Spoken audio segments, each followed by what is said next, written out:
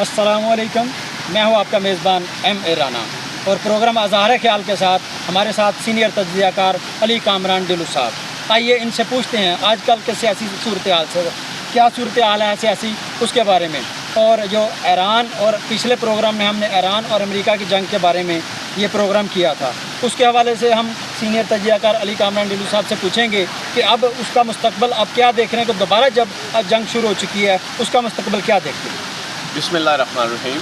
राना साहब, लास्ट जो प्रोग्राम का आपने जिक्र किया है उसमें आपने जो सवाल किया था उसमें मैंने जवाब दिया था कि इस वक्त इब्नाए होर्मुज़ और यूरेनियम दो चीज़ें मेन थी जो इनके मुज़ाकरात की वजह बनी थी कि टेबल टॉक हुई है, उसमें जाके इन्होंने कुछ फ़ैसले इस हवाले से किए थे, लेकिन पस पर्दा ये तमाम चीज़ें पस पर्दा चले जाएंगी। अब इशू जो आएगा आने वाले वक्त में और मौजूदा हालात में वो लबनान का है। लबनान के ऊपर जो इनकी कमिटमेंट हुई थी जो स्विट्ज़रलैंड के अंदर कि उसके जंगबंदी में उसको इसका हिस्सा बनाया गया, उसमें जो पाबंदियाँ लगाई हैं तमाम चीज़ों के साथ, उसमें मेजर जो वर्ड था उसके अंदर ये तय पाया था कि पूरी दुनिया इसकी सालिसी है, इसमें जो जो ममालिक इनके साथ हैं और वो हमारे साथ पाकिस्तान के साथ मेन जो पार्टनर है कतर हमारा साथ दे रहा है। अब सालिसी का किरदार तो हम अदा कर रहे हैं, तो क्या देखना ये है कि लबनान के ऊपर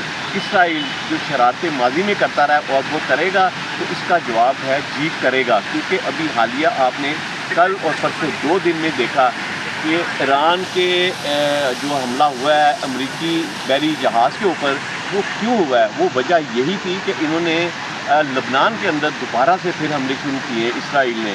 तो क्योंकि इसका जो गारंटी दी थी इसराइल की अमेरिका ने, तो ट्रंप साहब की गारंटी के बावजूद वो नहीं रुक पाया, तो ये नहीं रुक पाया, तो इसके असरात अब पूरी दुनिया पे फिर जाके मुझे लगता है कि दोबारा आपको दिखाई देंगे। उसकी वजह यह है कि इब्नाए होर्मुज़ जो है 20% दुनिया में जो गैस और पेट्रोल की सप्लाई है वो फिर जो मुतासर हो सकती है। उसकी वजह यह है कि ईरान ने जवाबी कार्रवाई कर दी है। ईरान ने जो हमला बहरी जहाज़ पे किया है उसकी मेन वजह भी यही है कि हालात फिर कशीदा हो गए हैं और उसके रिएक्शन में अमेरिका ने भी उसको जवाब दिया, रात को उसके ऊपर अटैक किया।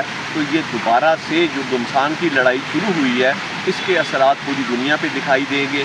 और पाकिस्तान के अंदर जो इस वक्त हमारी पोजीशन है वो और तरह की दिखाई दे रही है, वो उसमें काफ़ी मुश्किलात हैं, लेकिन उसका सलूशन भी इन्हीं के पास है जो गारंटर्स हैं। और माशाल्लाह कामरान साहब ये बताइएगा नेक्स्ट कि जो इब्नाए होर्मुज़ है और एटमी यूरेनियम है, इसका मुस्तकबल आप क्या देखते हैं। ये इसका मुस्तकबिल जो है वो तो जुड़ा हुआ था लबनान के मुज़ाकरात से, क्योंकि पिछली हमने जो वीडियो में बात की थी ना कि ये तमाम चीज़ें उससे पर्दा चले जाएंगी और जो लबनान का इशू है वो सबसे मेन इशू बन जाएगा। तो उसी की वजह से उसकी गारंटी, क्योंकि प्रॉक्सी जो है ईरान की उसका ताल्लुक सीधा लबनान के साथ है और आप समझ गए होंगे मेरा किसके मुताबिक जो इशारा है, तो उनकी प्रॉक्सी जो है फिर एक्टिव हो गई है। ईरान में जब तक अमन नहीं आएगा दुनिया का अमन मुझे लगता है मुतासर इसी तरह होता रहेगा। उसकी वजह यह है कि ईरान की प्रॉक्सी जो मुख्तलिफ मुल्कों के साथ मुंसलिक हैं वो आपको एक्टिव होती हुई दिखाई देंगी आने वाले दिनों में।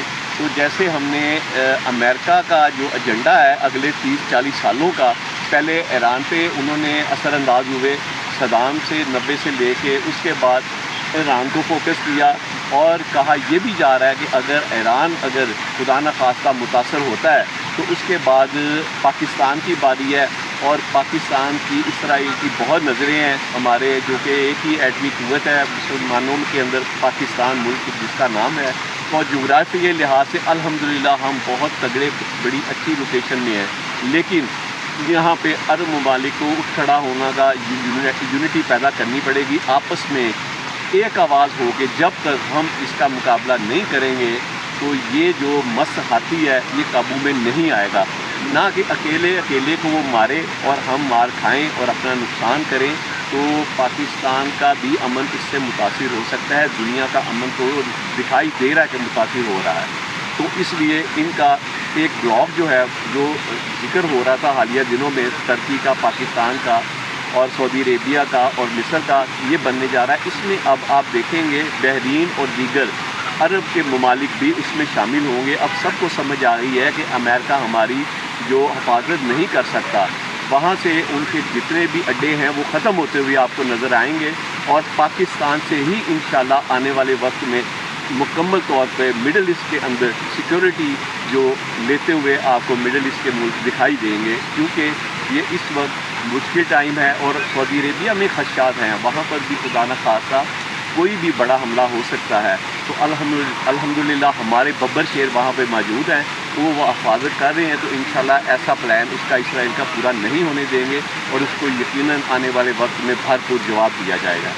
لیکن یہاں پر مسلمانوں کا اتحاد نہایت ضروری ہے، مسلم بلاک کی اشد ضرورت ہے۔ ہمیں جب تک ہماری صفیں سیدھی نہیں ہوں گی، ہم مل کر نہیں چلیں گے، تو اس بدمست ہاتھی کو ہم قابو نہیں کر پائیں گے، کیونکہ اس کے پاس پیسہ ہے، وسائل ہیں، ٹیکنالوجی ہے، ہر چیز پوریا دنیا کے بینکوں پہ اس کا اثر ہے، کنٹرول ہے، اور وہ ہمیں بہت نقصان پہنچا سکتا ہے۔ اس لیے بہتر یہ ہے، بے شک ہمارے پیچھے بیک پہ چائنا اور رشیا کھڑے ہیں، تو ایران کو بھی ہم نے بہت ڈیفینڈ کیا ہے، بہت ہی ہر طرح کی مکمل سپورٹ چائنا، پاکستان، رشیا سے اسے پرووائڈ کی ہے، تو وہ اس کی جنگ جو ہے کامیابی کی طرف گئی ہے۔ تو ہم دعا گو ہیں کہ انشاءاللہ آنے والا وقت بہت خطرناک مشکلات والا دکھائی دے رہا ہے، جو کہ اس خطے کے لیے بہت خطرناک ہے۔ اس کو روکنے کے لیے اور کوئی فارمولہ نہیں ہے، صرف بس اور بس مسلمانوں میں اتحاد، یونٹی جب تک نہیں ہوگی، ہم اس کا مقابلہ رانا صاحب نہیں کر پائیں گے۔